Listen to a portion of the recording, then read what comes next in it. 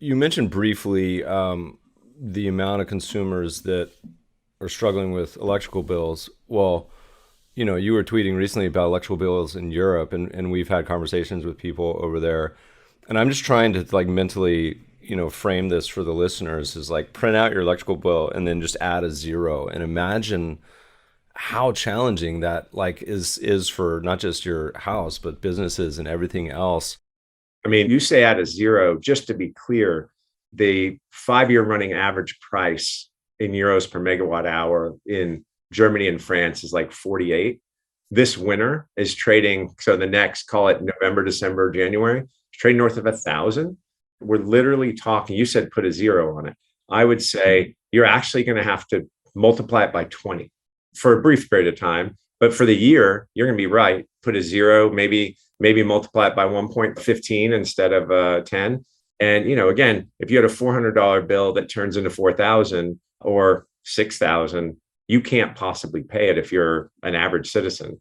And so the point about this is we're going to see the social fabric of those societies, I think, tear, and the frictions are there. And you're going to see potentially upheavals that remove leadership in these countries because there's a lash out, as you know. Well, I mean, look, the long arc of history for anything resource related in more modern times, just like a lot of macroeconomics. I mean, going back to the Arab Spring, I mean, that one's fresh in everyone's memory and crop prices, but also, energy.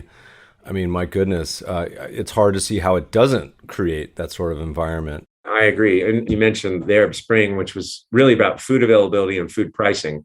And so was Tiananmen Square in 1989. And so these were major events and major economies. And I think you're going to see, I know you're going to see more of that. But to put it in the numbers, Meb, I know we can put it in individual numbers. If you want to put it in the macro numbers, economies that are typically spending 1% of GDP on energy will be spending 8.5% and 9% on energy. That is such a major shift in the macro architecture of these countries, which will invariably cause meaningful recessions. And those aren't solvable post winter. These are multi year problems.